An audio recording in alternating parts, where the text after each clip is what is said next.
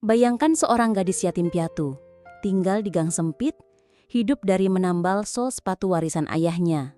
Tapi siapa sangka, keberaniannya menolong orang asing dari copet adalah awal dari takdir luar biasa. Namanya Ririn, sehari-hari ia bekerja sebagai tukang sol sepatu kaki 5. Hidupnya keras, tapi hatinya tetap lembut. Suatu hari, di pasar, ia melihat seorang ibu dikejar copet. Tanpa pikir panjang, Ririn mengejar. Ia tak tahu, wanita itu adalah Bularas, pemilik perusahaan sepatu terkenal di kota itu. Dan kebaikan kecil itu membuka pintu besar dalam hidup Ririn. Ia ditawari pekerjaan. Dari tenaga produksi, jadi inovator. Dari peracik lem, jadi pencipta desain. Semua dengan satu hal, niat tulus dan kerja keras. Tapi perjalanan ini nggak mudah. Ada yang meremehkan, ada yang menjegal. Bahkan ada yang ingin menjatuhkannya di depan investor. Namun Ririn tidak goyah. Ia mengingat satu hal, ia sudah pernah kehilangan segalanya, jadi ia tak takut kehilangan apa-apa lagi. Kini, sepatu buatannya bukan lagi sekadar alas kaki, tapi simbol perjuangan. Dan hari ini, ia bukan lagi Ririn setukang sol, tapi pemilik resmi perusahaan sepatu yang dulu hanya bisa ia mimpikan. Dari jalanan sempit ke panggung dunia, kisah ini bukan sekadar inspirasi, tapi pengingat bahwa kebaikan sekecil apapun bisa membuka pintu takdir yang luar biasa. Kalau Ririn bisa mengubah hidupnya dari tambalan sepatu, apa langkah kecilmu hari ini yang bisa mengubah masa depanmu esok? Sebelum kita mulai ceritanya, jangan lupa untuk dukung kami dengan like, komen, dan subscribe channel ini agar kami selalu semangat berbagi cerita lainnya. Bagi yang sudah like, komen, dan subscribe ke channel ini, kami doakan semoga dimudahkan segala urusannya, dilapangkan rezekinya, disehatkan badannya, dan dikabulkan segala hajat dunia akhirat oleh Allah Subhanahu wa Ta'ala. Amin ya Robbal Alamin. Mari kita mulai ceritanya. Pagi belum sepenuhnya terang saat langkah kakiku menjejak gang sempit itu. Jalanan masih basah oleh sisa hujan semalam, menimbulkan bau khas tanah bercampur debu dan got tergenang. Di antara aroma kecut itulah, hidupku berjalan, pelan, pasti, dan selalu berhati-hati agar tak tergelincir oleh denangan harapan yang belum sempat kering. Aku, Ririn, seorang gadis yatim piatu yang tinggal di sebuah rumah kecil yang dindingnya mulai mengelupas dan pintunya harus diganjal batu agar tak terbuka sendiri saat angin datang. Tapi, disinilah aku tumbuh. Di tempat yang sempit, namun cukup untuk menampung kenangan tentang bapak, tukang sol sepatu keliling yang sudah dipanggil Tuhan 2 tahun lalu. Kini warisannya bukan harta, bukan rumah luas, bukan simpanan emas, hanya satu. Alat sol sepatu tua dan keterampilan yang ia ajarkan padaku sejak aku masih berseragam SD. Pukul 7 lewat sedikit. Aku membuka warung sol di pojok gang dekat pangkalan ojek. 2 potong triplex berlapis paduk bekas aku pasang sebagai atap dan kursi plastik retak jadi singgasanaku setiap hari. Di pangkuanku sepatu-sepatu robek, kusam, dan usang bergantian menanti diperbaiki. "Rin, bisa tambal ini nggak?" tanya Bang Roni, tukang ojek langganan sambil menyodorkan sepatu bolongnya. Aku tersenyum kecil. "Bisa bang, tapi bahan tambalanku habis. Harus beli ke pasar dulu. Bang sabar ya, sejam lagi kelar." Ia mengangguk. "Vip, yang penting bisa dipakai kerja lagi. Soalnya cuma ini satu-satunya sepatu gue, Rin." Aku paham rasanya. Saat hidup cuma punya satu dari segalanya, satu sepatu, satu mimpi, satu harapan, kau tak akan rela kehilangan satupun, karena jika yang satu itu rusak, kau harus siap kehilangan arah. Tas kain kumal ku gendong di punggung, lalu aku berjalan cepat ke arah pasar. Langit mulai cerah, burung gereja ramai berkicau di kabel listrik, dan langkah-langkah warga kota mulai memenuhi trotoar. Pagi itu terasa biasa, seperti pagi-pagi sebelumnya. Aku bahkan sempat membeli gorengan 1000-an dan menyantapnya sambil berjalan. Namun baru saja aku mencapai pintu masuk pasar, suasana berubah. Teriakan melengking memecah keramaian. "Jangan, jam aku, tolong, copet!" Orang-orang serentak menoleh. Seorang wanita paruh baya berlari berbirit-birit di tengah kerumunan. Wajahnya panik, tangannya terjulur ke arah seorang lelaki berjaket hitam yang sedang berlari kencang menjauh, menenteng das tangan berwarna krem. Aku tidak berpikir. Kaki ini langsung berlari mengejar. "Berhenti! Hei, berhenti!" teriakku menghindari tumpukan sayur dan keranjang belanja. Aku tahu itu berbahaya. Aku tahu aku bukan siapa-siapa. Tapi entah mengapa aku merasa aku harus melakukannya. Ada sesuatu di dalam diriku yang mengatakan bahwa aku tak bisa diam saja. Bapak selalu bilang, kalau lihat yang salah jangan bungkam. Kalau bisa bantu, jangan tunggu-tunggu. Aku menambah kecepatan. Copet itu menoleh, panik karena tahu aku terus mengejarnya. Di tikungan dekat kios daging, ia terpeleset karena menginjak genangan air. Dan saat itulah aku melompat. Tak sempat berpikir lagi, menubruk tubuhnya sekuat tenaga. Kami jatuh berdua. Tas itu terlepas dari tangannya dan beberapa orang langsung datang membantu menangkapnya. Napasku acak, lututku lecet dan telapak tanganku berdarah kena kerikil. Tapi aku memeluk tas itu erat, seperti memeluk nyawaku sendiri. Wanita itu datang beberapa saat kemudian. Napasnya tersengal, keringat bercucuran, matanya merah. Ia menatapku, lalu meraih tasnya dengan tangan gemetar. Kamu yang kejar dia?" Aku mengangguk sambil tersenyum kecil. "Cuma refleks, Bu." Ia menatapku lama, lalu memelukku begitu erat, seperti aku ini anaknya yang telah lama hilang. Aku tak tahu harus berkata apa. "Terima kasih, Nak. Kamu luar biasa. Namamu siapa?" "Ririn, Bu." Ia mengangguk. "Aku Laras Handayani." Nama itu terdengar familiar. Tapi pikiranku terlalu sibuk mengatur napas dan menahan perih di lutut untuk mengingat dari mana aku pernah mendengarnya. Sambil tersenyum, Bu Laras ponselnya, menelpon seseorang, lalu mengajakku duduk di warung kopi tak jauh dari situ. Ia ingin mentraktirku sarapan. Pikirku hanya sekedar ucapan terima kasih. Tapi ternyata, pertemuan pagi itu bukanlah akhir dari cerita. Melainkan awal dari sesuatu yang sama sekali tak pernah aku bayangkan sebelumnya. Sesuatu yang akan membuatku bertanya, apa mungkin satu tindakan kecil bisa mengubah seluruh jalan hidup seseorang? Tanganku masih gemetar saat menerima segelas teh panas dari ibu penjual warung. Luka di lutut masih menganga, tapi rasa perihnya tertutup oleh derasnya detak jantungku. Di depanku, Bu Laras duduk sambil merapikan rambutnya yang sempat berantakan saat dikejar copet tadi. Wajahnya cantik meski sudah terlihat berumur. Kerutan di matanya tak menghapus aura keibuan yang hangat. Ia mengenakan blus berwarna krem yang senada dengan tas tangannya. Tas yang baru saja aku selamatkan. "Ririn, kamu kerja di mana?" tanyanya sambil menyeruput teh. Aku menunduk, ragu menjawab. "Saya tukang sol sepatu, Bu, di gang dekat pangkalan ojek. Warisan almarhum Bapak." "Oh," gumamnya. Ia terlihat terkejut, tapi tidak ada nada merendahkan di suaranya. "Kamu sendiri tinggal di mana?" "Di ujung gang itu juga, Bu. Sendirian, sudah gak punya orang tua." Ada jeda hening yang aneh. Angin lewat membawa bau ikan asin dari arah pasar. Suara motor berderu di kejauhan. Lalu, tiba-tiba, Bu Laras tersenyum. "Kamu tahu nggak, Nak? Saya ini pemilik Larasius."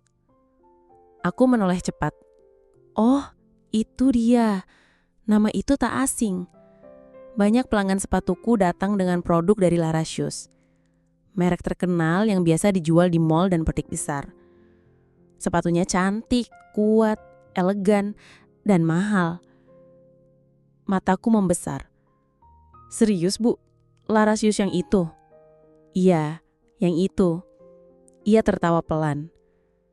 "Makanya waktu kamu mengejar copet itu tanpa ragu, saya sangat terkesan. Jarang ada anak muda sepertimu sekarang. Tulus, berani, dan cepat ambil tindakan.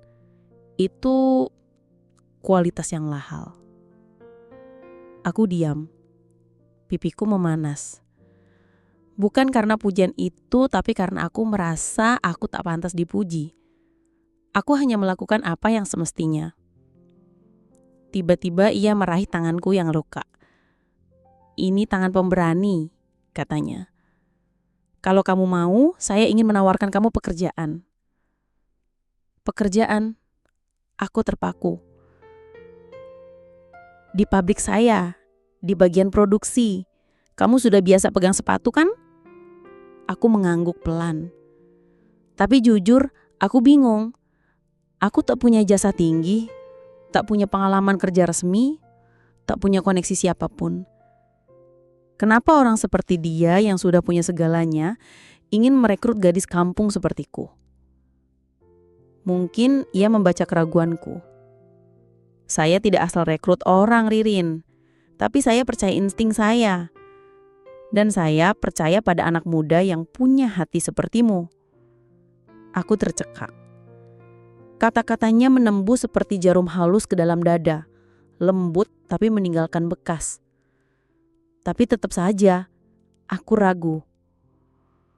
Bu, saya tidak sekolah tinggi. Nggak punya pengalaman bikin sepatu. Cuma tahu soal sepatu rusak. Saya takut nggak bisa ngikutin kerja di tempat besar seperti pabrik ibu.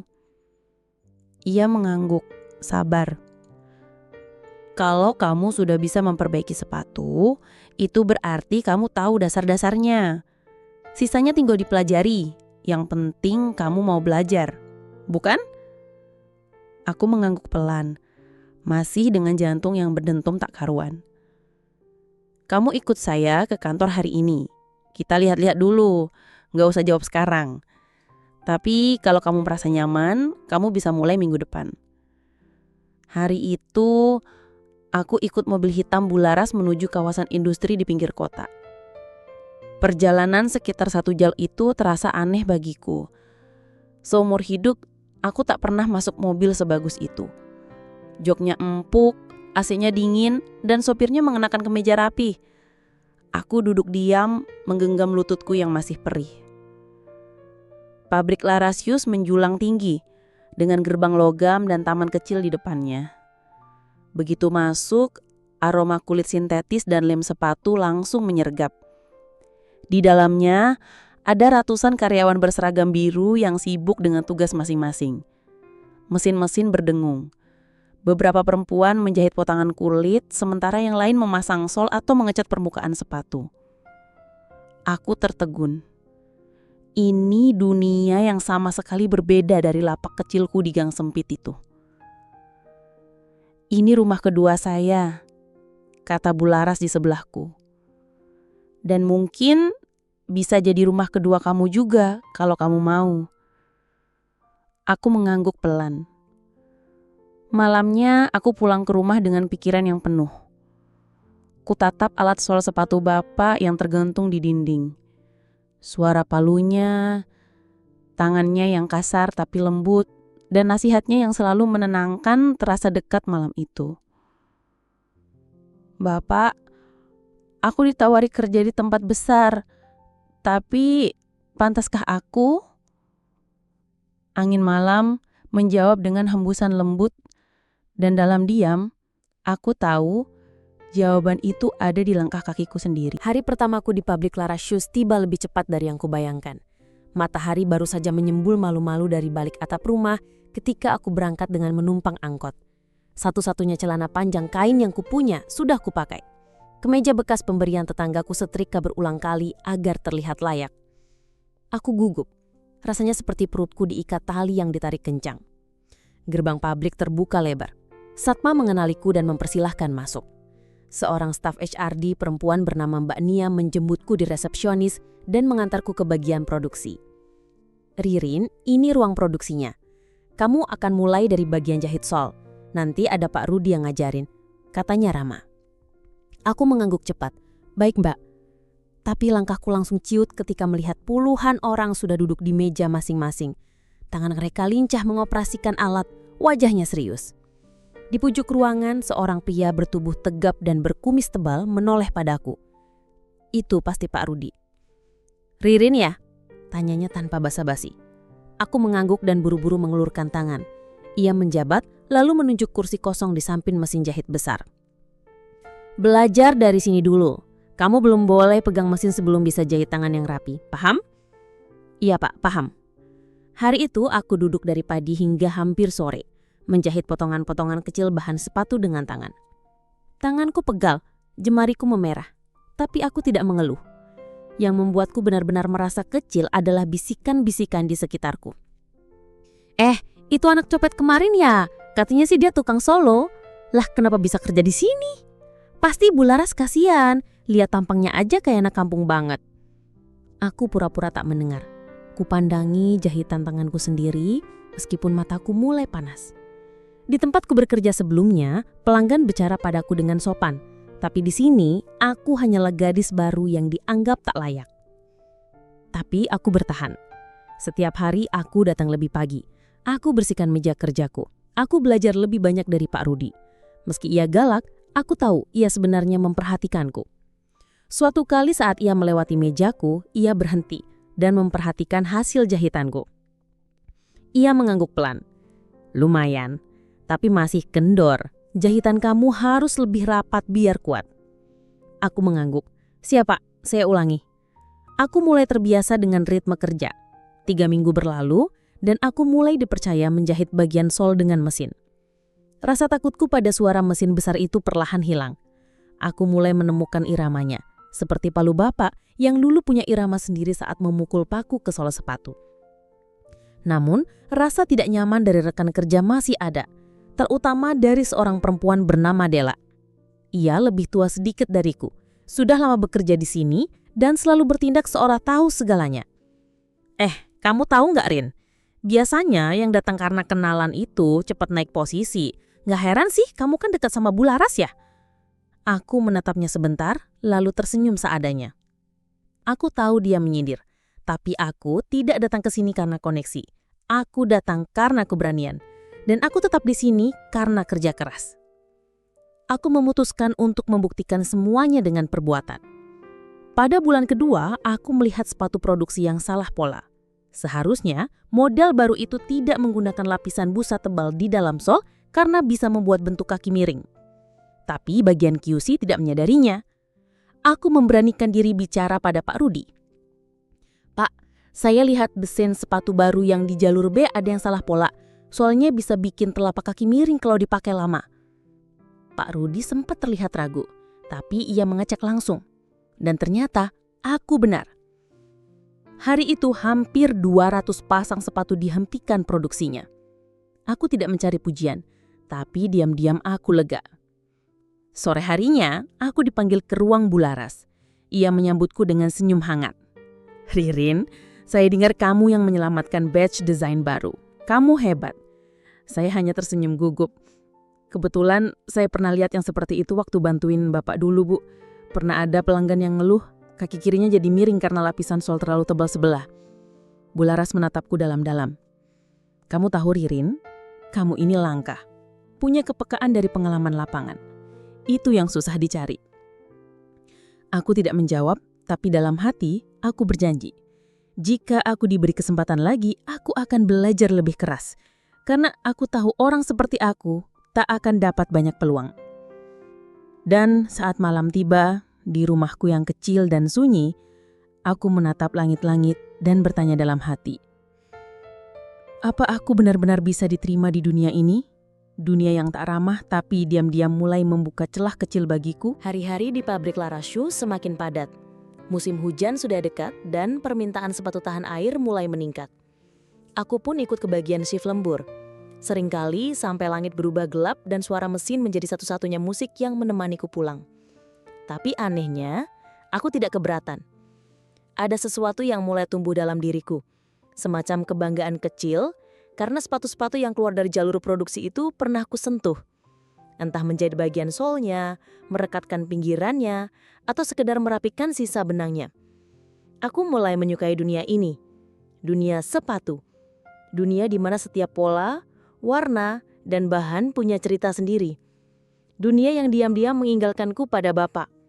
Bapak dulu sering bilang, sepatu itu bukan cuma buat jalan, tapi juga tentang bagaimana kita melangkah. Dan sekarang, aku benar-benar melangkah di jalur ini. Suatu hari, Pak Rudi memanggilku saat istirahat makan siang. Ririn, ikut saya ke ruang kontrol desain, ada yang mau saya tunjukin. Aku mengernyit, heran, tapi tetap mengangguk dan mengikutinya. Ruangan itu letaknya di lantai 2, tempat yang belum pernah aku masuki sejak bekerja. Di sana ada papan besar penuh dengan sketsa desain, contoh bahan, serta komputer dengan layar besar menampilkan desain 3 dimensi sepatu.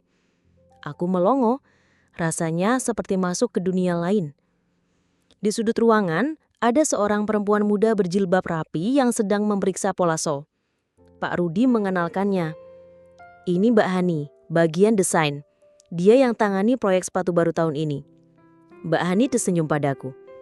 Kamu Rilin ya? Saya dengar dari Bu Laras dan Pak Rudi soal ide koreksi pola sol kemarin. Hebat. Pujian itu membuatku salah tingkah. Saya cuma bilang apa yang saya tahu aja, Mbak. Justru itu yang penting. Kamu punya naluri bagus. Sekarang coba lihat desain ini. Ia menunjuk layar komputer yang menampilkan gambar sepatu wanita dengan model ramping dan hak pendek. Menurut kamu, apa kekurangannya? Aku memperhatikan dengan seksama. Ada yang terasa aneh di bagian belakang sol. Lalu aku menjawab pelan. Kalau dilihat dari lekuk telapak, kayaknya titik tumpu beratnya nggak rata. Mungkin haknya terlalu maju sedikit, bisa bikin pegal. Mbak Hani menatapku dengan mata berbinar. Iya, persis itu. Saya sudah curiga dari kemarin, tapi kamu langsung nangkap dari sekali lihat. Hebat, Rin. Aku tersenyum kecil. Di dalam hati, aku senang bukan main. Sejak hari itu, aku mulai sesekali diminta naik ke ruang desain untuk membantu uji coba kenyamanan produk. Bukan bagian resmi. Hanya sebagai penguji rasa sepatu, begitu istilahnya. Tapi dari situ, aku belajar banyak. Aku belajar tentang bagaimana sepatu dirancang dari nol, dari memilih bahan, menggambar bentuk, menentukan ukuran, sampai akhirnya menjadi produk siap pakai. Dan yang paling kusukai adalah sesi pengamatan pola kaki. Ternyata, bentuk telapak tiap orang itu berbeda-beda. Ada yang melengkung, ada yang datar, bahkan ada yang tidak simetris. Itulah kenapa sepatu tidak bisa hanya dibuat asal-asalan. Setiap sepatu punya jiwa, Rin, kata Mbak Hani suatu sore. Dan kalau kita bisa menyesuaikan jiwa itu dengan kaki pemiliknya, maka kita sedang menciptakan kenyamanan, bukan sekedar produk. Aku menyimak dalam-dalam. Malamnya aku tak bisa tidur. Aku menyalakan lampu temaram di kamar, lalu membuka buku kosong bekas catatan sekolah. Di situ, aku mulai menggambar. Gambar sepatu. Tangan ini ternyata masih ingat caranya. Dulu aku sering menggambar saat menunggu pelanggan di lapak sol. Tapi sejak kerja di sini, aku terlalu sibuk dan takut bermimpi terlalu tinggi. Tapi malam itu, aku menggambar satu model sepatu datar yang bisa dipakai oleh perempuan pekerja seperti diriku. Nyaman, tapi tetap terlihat anggun. Tak banyak ornamen, hanya garis lengkung dan bahan sederhana, tapi ringan dan bisa bertahan di segala cuaca. Kupandangi hasilnya. Tidak sempurna, tapi ada sesuatu di sana. Sesuatu yang terasa milikku sendiri. Beberapa hari kemudian, aku memberanikan diri menunjukkan sketsa itu ke Mbak Hani. Mbak, ini bukan apa-apa, tapi aku cuma mau tahu ini masuk akal nggak sebagai desain. Mbak Hani menatapnya serius. Lama. Lalu ia tersenyum. Ririn, ini bukan cuma masuk akal, ini bagus. Dan kamu tahu apa yang lebih penting? Ini praktis. Realistis, itu yang jarang dipikirkan oleh desainer pemula. Hatiku menghangat. Malam itu Bu Laras juga memanggilku ke ruangannya. Di sana Mbak Hani sudah lebih dulu duduk dengan map berisi desainku. Ririn, ucap Bu Laras lembut. Saya ingin kamu ikut tim pengembangan produk dalam satu proyek percobaan bulan depan. Ini bukan promosi resmi, tapi saya mau kamu belajar lebih banyak. Aku penetapnya tak percaya. Saya? Tapi saya masih baru, Bu. Iya, justru itu. Kamu masih baru, tapi kamu punya sesuatu yang mereka butuhkan. Pengalaman nyata. Dan kamu punya mata yang jujur. Aku ingin menangis, tapi ku tahan. Di perjalanan pulang, aku duduk di bangku bis kota sambil memeluk tas kain yang berisi mat sketsa. Di luar jendela, kota masih sibuk seperti biasa. Tapi dalam hatiku, ada yang berubah. Karena sekarang aku tahu, di balik jahitan sol yang sederhana, tersembunyi mimpi yang mulai merangkak keluar dari bayang-bayang. Aku masih belum percaya saat melihat sepatu hasil desainku mulai dicetak dalam jumlah terbatas. Di rak produksi berdiri sepasang sepatu flat hitam dengan lengkung sederhana, nyaman dipakai tapi tetap anggun. Di bagian dalam solnya tertera label kecil, R&D Sample Ririn 01. Tanganku gemetar saat menyentuhnya. Bukan karena bahan kulit sintetis yang lembut, bukan karena busa sol empuk yang kutawarkan sebagai alternatif dari bahan lama, tapi karena nama itu, nama kecilku yang terpajang di sana. Selamat Yalin, suara Mbak Hani menepuk gendaku pelan dari belakang. Desain kamu dipilih untuk uji pasar. Kita coba dulu ratusan pasang, nanti kita lihat bagaimana responnya. Aku hanya bisa mengangguk sambil menahan air mata. Bayangkan, dari gang kecil penuh tambalan sepatu, sekarang aku berdiri di tengah pabrik besar yang memproduksi desainku sendiri. Rasanya seperti mimpi yang selama ini terlalu takut kusebutkan keras-keras. Tentu tidak semua orang ikut senang. Della yang sejak awal tak menyukaiku makin sering mengangkat alis setiap kali aku lewat. Bisik-bisik kembali terdengar, kali ini lebih tajam. Cepet banget naiknya ya. Baru juga setahun kerja udah bisa desain sendiri. Aku tak membalas, aku tahu sebagian orang memang sulit menerima keberhasilan orang lain. Tapi aku tak ingin sibuk menjawab mereka. Aku lebih sibuk membuktikan bahwa semua ini bukan sekedar keberuntungan, tapi buah dari kerja keras dan cinta pada apa yang kulakukan. Aku memilih diam tapi tidak menyerah. Pekan itu aku ikut tim survei kecil yang mendatangi beberapa toko retail sepatu milik Lara Shoes. Aku diminta mengamati bagaimana pelanggan merespons produk baru, termasuk desain milikku. Aku berdiri di pojok toko, menyamar sebagai staf biasa. Wanita-wanita parubaya datang mencoba sepatu. Ada yang senyum puas, ada yang membelinya langsung tanda banyak tanya. Tapi yang paling membuatku terharu adalah seorang ibu muda yang datang membawa anak kecil. Ia mencoba sepatu desainku lalu duduk sambil menghela nafas. Enak banget bu, katanya pada penjaga toko. Ringan dan empuk, aku kerja berdiri terus, cocok banget ini. Aku nyaris menangis di tempat. Malamnya aku pulang naik ojek online sambil membawa kabar itu ke dalam hatiku. Begitu sampai rumah, aku langsung mencatat semua komentar pelanggan di buku kecil yang selalu kubawa. Aku ingin mengingat setiap detail, apa yang disukai, apa yang kurang, apa yang bisa diperbaiki. Karena aku tak mau berhenti di sini. Beberapa hari kemudian aku kembali dipanggil ke ruang Bu Laras. Ia duduk di balik meja kayu panjang, mengenakan blus putih sederhana dan kacamata yang menggantung di ujung hidungnya. Di hadapannya ada laporan hasil survei penjualan produk. Ririn, katanya pelan, hasil uji pasar kamu luar biasa. Penjualan kita naik hampir 20% untuk lini sepatu kerja wanita. Dan lebih dari 50% pembeli memilih desain kamu. Aku terdiam, angka itu terlalu besar untuk kupahami. Kamu benar-benar punya insting desain yang kuat. Tapi lebih dari itu, kamu tahu apa yang dibutuhkan pelanggan, dan itu tidak bisa diajarkan. Aku menelan ludah, ingin menjawab, tapi mulutku keluh. Mulai bulan depan, kamu akan ikut rapat tim pengembangan produk secara penuh. Bukan lagi sebagai pengamat, tapi sebagai anggota tetap. Bu, saya nggak punya gelar apa-apa. Saya masih baru. Bu Laras tersenyum. Tapi kamu punya sesuatu yang jauh lebih berharga. Pemahaman nyata. Dan kamu punya keberanian untuk berpikir berbeda. Sejak hari itu hidupku berubah. Aku punya ruang kerja sendiri di sudut ruang desain. Meja kecil dengan lampu meja, buku sketsa, dan tumpukan contoh bahan. Di dindingnya ku tempel gambar-gambar sepatu hasil rancanganku. Bukan untuk pamer, tapi untuk mengingatkan diri sendiri bahwa aku pernah tidak punya apa-apa dan kini diberi kesempatan. Aku mulai datang lebih pagi, pulang lebih malam. Tak ada hari tanpa belajar, baik dari buku, dari internet, dari obrolan dengan Mbak Hani atau dari pengamatan langsung di pasar. Tapi perubahan itu juga membawa tekanan. Aku tahu ada yang diam-diam tak suka. Mereka tak lagi berbisik tapi mulai menunjukkan sikap dingin. Tak semua kolega menganggapku pantas duduk di ruang rapat yang sama dengan mereka. Tapi aku terus berjalan, dengan langkah yang berbeda, tapi tujuan yang sama. Karena aku tahu langkah kecilku dari gang sempit dulu telah menapaki jalur baru. Jalur yang tak mudah tapi penuh harapan. Dan aku bersumpah, aku tidak akan menyia-nyiakannya. Di dinding ruang kerjaku, desain-desain baru terus bertambah.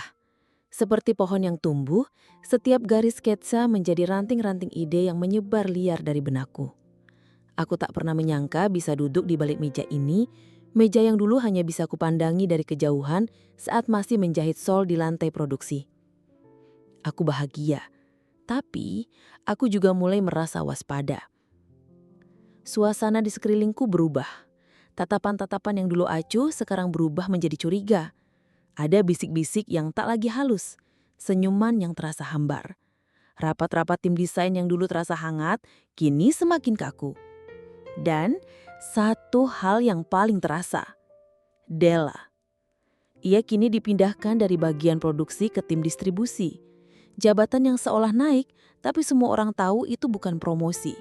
Lebih tepatnya, pemindahan paksa karena kinerjanya menurun. Dan sejak saat itu, sikapnya terhadapku berubah drastis. Tidak lagi sekadar sindiran kecil, tapi tatapan tajam dan komentar sinis yang seolah disengaja untuk kudengar.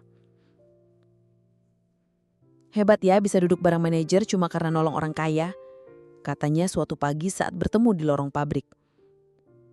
Aku hanya tersenyum. Tidak ada gunanya membalas. Tapi dalam hatiku, aku tahu. Dia pun bisa menjadi bahan bakar bagi orang-orang seperti Della.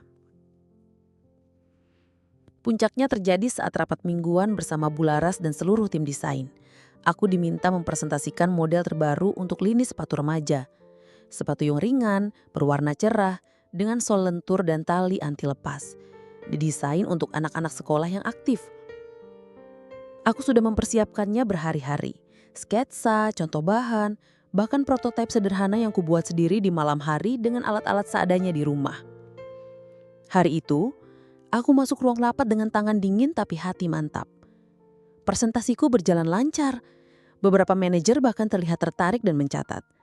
Tapi saat aku menunjukkan prototipe sepatu, ekspresi mereka berubah. Pak Anton, kepala distribusi, mengerutkan dahi. Ini prototipenya. Kok benangnya berantakan? Bagian lemnya juga nggak rapi. Aku tercengang. Kupandangi sepatu yang kubawa, dan betul, solnya agak terlepas dan benangnya terurai di sisi kanan. Itu bukan sepatu yang kubuat. Hatiku langsung berdegup kencang. Ini bukan prototipe punyaku, yang kubuat jauh lebih rapi, dan bahkan sudah diperiksa oleh Mbak Hani sehari sebelumnya. Aku gugup, tanganku gemetar. Maaf Pak, saya rasa ini bukan prototipe yang saya bawa. Bularas menatapku tajam. Maksud kamu? Saya tidak tahu, tapi ini bukan sepatu yang saya siapkan. Ruangan mendadak hening. Semua mata tertuju padaku. Ada yang tampak tidak percaya, ada yang terlihat kasihan, ada juga yang menyimpan senyum tipis, entah karena puas atau memang menanti momen ini sejak lama. Setelah rapat, aku mencari kotak tempat aku menyimpan prototipe asliku. Tapi sudah tidak ada di ruang kerjaku. Hilang. Aku melapor ke Pak Rudi. Ia hanya mengangguk dan berkata akan memeriksa. Tapi aku tahu, tidak akan semudah itu. Malam itu, aku pulang dengan kepala penuh tanya. Siapa yang mengganti prototipe itu? Aku tak ingin menuduh tanpa bukti, tapi batinku mengarah pada satu nama. Della. Beberapa hari berlalu, tak ada kelanjutan dari insiden itu. Bularas tak memanggilku dan wajahnya terlihat dingin setiap kali kami berpapasan.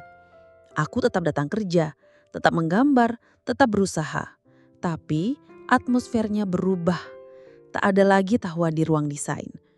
Dan yang lebih menyakitkan, desain baruku tidak diproses, dibatalkan. Tak ada penjelasan resmi, hanya kabar bisu yang menyebar perlahan. Aku mulai menghilang semangat. Di rumah, buku sketsaku mulai kosong. Pensilku menumpuk, tak tersentuh. Bahkan tangan ini pun rasanya berat untuk membuka lajar tempat aku menyimpan prototipe terakhir. Aku duduk di depan meja makan kecil, memandangi baku dan lem sepatu peninggalan bapak yang kini hanya jadi hiasan debu. "Bapak," bisikku pelan. "Apa aku harus berhenti?"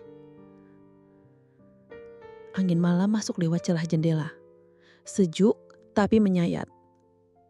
Esoknya, aku pergi ke pabrik. Tapi bukan untuk bekerja. Aku mengemas barang-barangku di ruang desain. Sketsa, alat ukur, buku catatan. Tidak banyak, tapi semuanya punya kenangan. Mbak Hani muncul di ambang pintu. Wajahnya cemas. "Rin, kamu yakin?" Aku tersenyum kecil. "Saya nggak pergi selamanya, Mbak. Cuma saya butuh waktu. Saya harus berpikir lagi. Apa saya masih punya tempat di sini?" Ia menatapku lama lalu memelukku. "Kalau kamu menyerah, kamu kalah. Tapi kalau kamu mundur sebentar untuk melompat lebih jauh, itu strategi." Aku mengangguk, tapi hatiku masih berat. Karena saat seseorang menghancurkan kepercayaanmu dengan cara diam-diam, luka itu lebih dalam daripada sekadar fitnah. Dan di dalam luka itu, aku hanya punya satu pilihan. Menemukan kembali langkahku atau diam selamanya. Sudah seminggu aku tidak menginjakkan kaki di pabrik. Setiap pagi aku terbangun dengan rasa asing. Tak ada suara mesin, tak ada aroma bahan kulit, tak ada coretan-coretan baru di buku desain. Hanya dinding kamar sempit dan sepi yang seolah ikut meratapi diamku. Tapi hari ini berbeda. Aku tak bisa terus bersembunyi. Di depan cermin kecil yang tergantung miring di dinding kamar, aku memandang diriku sendiri. Mata ini sembab, tapi sorotnya tak lagi redup. Ada tekad yang mulai menyala, meski kecil, tapi cukup untuk membuat langkah kakiku mantap meninggalkan rumah. Dengan ransel di punggung dan satu prototipe sepatu di tangan, yang asli, buatan tanganku sendiri. Aku berjalan ke arah kantor Bularas. Bukan untuk meminta belas kasihan, tapi untuk menyampaikan kebenaran. Saat tiba, aku tak langsung disambut. Petugas keamanan mengenaliku, tapi mereka tampak bingung. Salah satu dari mereka berkata, "Bularas sedang tidak bisa ditemui, Mbak Ririn." Aku tersenyum sopan. "Tidak apa-apa, saya tunggu." Aku duduk di ruang tamu. Beberapa staf berlalu lalang, menatapku dengan berbagai ekspresi, heran, curiga, ada juga yang sinis. Tapi aku diam, fokus. Ini bukan waktunya terpancing emosi. Setelah hampir 1 jam, akhirnya Mbak Hani keluar dari dalam. Ia kaget melihatku. "Ririn, kamu ngapain di sini?" "Aku mau ketemu Bularas, tapi nggak diizinkan masuk." Mbak Hani menatapku lama, lalu mengangguk pelan. "Tunggu di sini, aku coba bantu." Sekitar 10 menit kemudian, aku dipanggil. Langkahku memasuki ruang kerja Bularas terasa berat. Tapi aku menatap lurus ke depan. Tak ada ruang lagi untuk ragu. Bularas duduk di balik meja besar dengan ekspresi datar. Di sampingnya Della, duduk dengan percaya diri, mengenakan kemeja baru dan senyum tipis yang sangat aku kenal.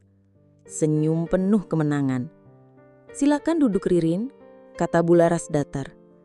Aku duduk, menarik napas, lalu mengeluarkan sepatu dari dalam ransel. "Ini, Bu, prototipe asli yang saya buat, yang saya bawa saat presentasi minggu lalu." Bularas menaikkan alisnya. "Kenapa baru sekarang kamu datang?" "Saya butuh waktu untuk memastikan bahwa saya memang difitnah," kataku tegas. Aku menatap Della. Ia membuang muka. "Saya tahu ini bukan perkara mudah, tapi saya mohon, periksa CCTV ruang desain atau cari siapa yang terakhir kali masuk ke ruang kerja saya sebelum rapat." Bularas menatapku tajam, lalu menoleh ke Della. "Kamu tahu sesuatu soal ini, Della?" Della masih diam, tapi wajahnya mulai berubah. Saya melanjutkan. "Saya tidak menuduh siapapun tanpa bukti. Tapi saya tidak bisa membiarkan nama baik saya hancur karena sesuatu yang bukan kesalahan saya. Tiba-tiba Pak Rudi masuk membawa map besar. Bu Laras, ini hasil rekaman CCTV sesuai permintaan saya minggu lalu. Aku kaget. Ternyata Pak Rudi memang menyelidik diam-diam. Ia menyetel video. Semua mata tertuju ke layar laptop. Terlihat Della masuk ke ruang desain 2 jam sebelum rapat. Membuka laci meja kerjaku, mengeluarkan kotak sepatu, lalu menggantinya dengan yang lain. Ruangan sunyi. Jantungku berdetak kencang. Della mendadak berdiri. Itu bukan apa-apa. Aku cuma mau bantu Ririn karena prototipenya rusak. Dengan menggantinya tanpa izin dan membiarkannya dipermalukan di depan tim. Suara Bu Laras terdengar dingin. Dia cuma tukang sol sepatu. Apa pantas dia duduk di tim inti? Kita semua kerja keras bertahun-tahun, tapi dia dapat semua ini hanya karena nolong ibu di pasar. Kata-kata itu menusuk. Tapi bukan karena sakit, melainkan karena aku sadar. Disinilah akar masalahnya. Kecemburuan. Bu Laras berdiri. Wajahnya tenang, tapi tegas. Terima kasih Ririn. Kamu tidak hanya membuat sepatu, tapi menjaga nilai-nilai yang penting dalam perusahaan ini. Kejujuran dan keberanian. Ia menatap Della. Mulai hari ini, kamu saya nonaktifkan dari tim manapun sampai evaluasi selesai. Della tak berkata apa-apa. Ia hanya menatapku dengan mata basah, lalu berjalan keluar ruangan. Sore itu, aku kembali ke ruang desain. Untuk pertama kalinya dalam seminggu, aku membuka sketsa baruku. Tanganku mulai bergerak lagi. Garis demi garis, sepatu demi sepatu. Tapi kini, aku bukan lagi gadis pemalu dari gang sempit. Aku adalah Ririn, tukang sol sepatu yang berdiri lagi meski sempat dihancurkan dari dalam. Sebelum pulang, Bu Laras sempat menghampiriku. Ririn, aku punya rencana besar untuk kamu.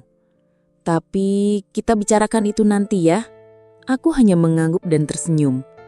Dalam hati, aku tahu badai ini belum selesai. Tapi untuk pertama kalinya, aku siap menghadapi apapun. Hidup tidak pernah kembali benar-benar tenang setelah badai. Meski namaku sudah dipulihkan, fitnah Della terbongkar, dan semua orang mulai memperlakukanku seperti dulu, atau bahkan lebih baik. Tetap ada sisa rasa was-was di hatiku. Kadang aku bertanya-tanya, apa ini hanya jeda sebelum gelombang berikutnya? Tapi hari itu, semua keraguan berubah jadi sesuatu yang lebih besar. Sebuah pilihan yang tak pernah kubayangkan sebelumnya.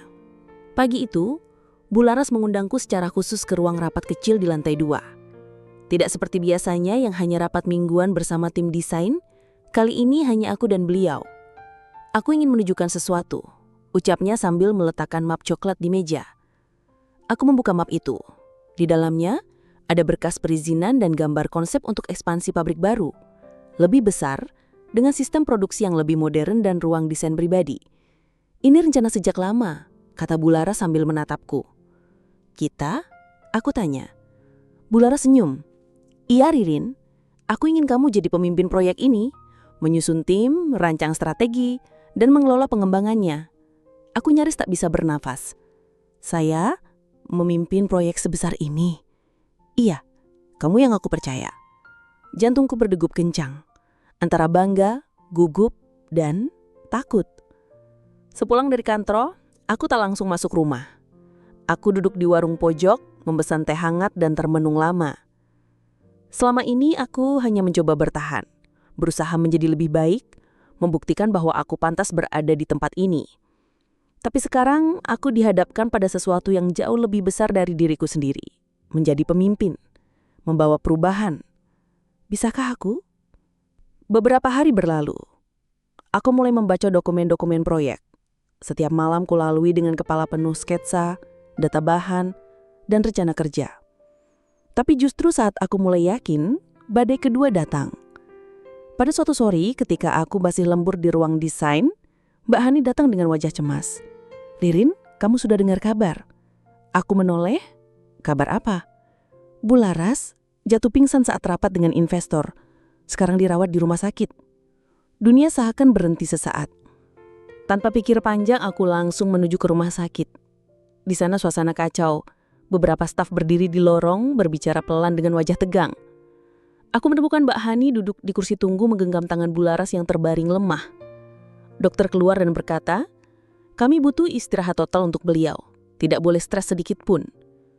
Malam itu, aku duduk di sisi ranjang Bularas. Matanya terbuka pelan. "Rilin," bisiknya.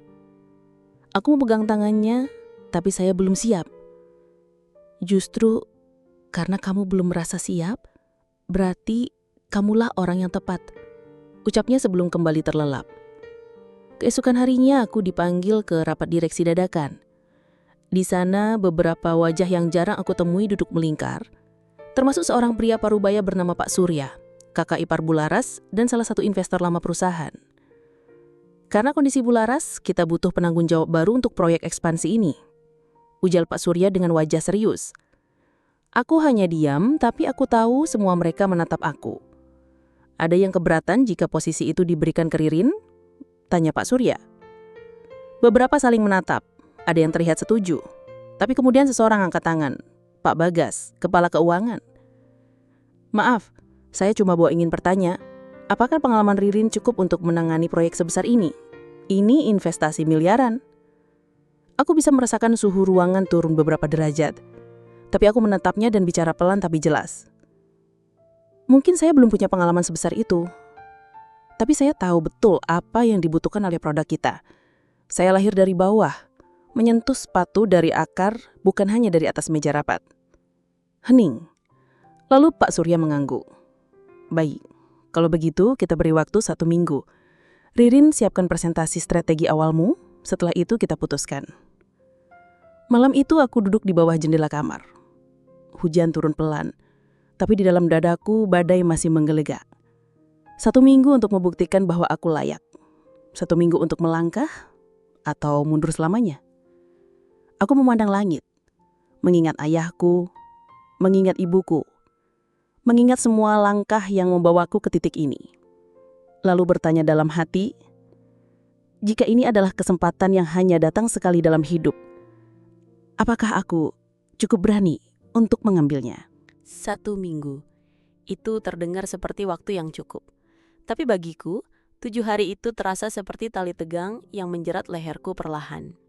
Setiap malam aku menyiapkan strategi, membuat daftar kebutuhan produksi, riset tren sepatu terbaru, bahkan menghubungi beberapa mitra potensial yang pernah bekerja sama dengan perusahaan. Namun semakin banyak yang harus kupelajari, semakin aku sadar proyek ini bukan hanya tentang sepatu. Ini tentang kepemimpinan, tentang bagaimana aku berdiri di tengah medan yang belum pernah kucoba sebelumnya. Dan yang lebih membuat dadaku sesak, aku harus membuktikannya tanpa didampingi Bularas. Hari ketiga, aku duduk di ruang kerja kecil di lantai 2. Tumpukan dokumen, kertas sketsa, dan laptop menyatu menjadi kekacauan yang terorganisir. Di sisi kanan meja, secangkir kopi yang sudah dingin menemaniku berpikir. Tiba-tiba seorang mengetuk pintu. "Masuk," ucapku pelan. Ternyata Mbak Hani. "Ada waktu sebentar?" Aku mengangguk. Ia duduk di seberang. "Kamu tahu, tidak semua orang di jajaran atas mendukung kamu." Aku tahu. "Ada rumor Pak Bagas sedang melobi investor baru untuk mengambil alih proyek jika kamu gagal dalam presentasi." Hatiku mencelos, tapi aku mencoba tenang. "Kenapa kamu kasih tahu?" Mbak Hani menghela napas. "Karena aku tahu kamu pantas untuk ini. Tapi kamu juga harus tahu, mereka gak akan diam saja." Aku menatap papan ide di dinding. Setiap rencana yang kutulis seperti mulai kabur, terancam oleh kekuatan-kekuatan di luar kendaliku. "Makasih sudah jujur," jawabku. "Tapi aku gak akan mundur."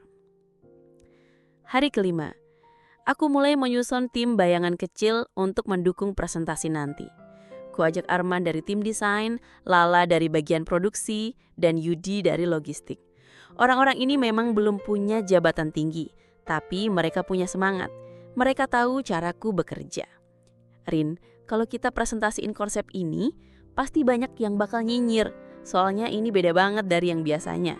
kata Lala sambil menunjukkan skema alur produksi otomatis. Aku menatap mereka satu persatu. Justru karena beda kita dilirik.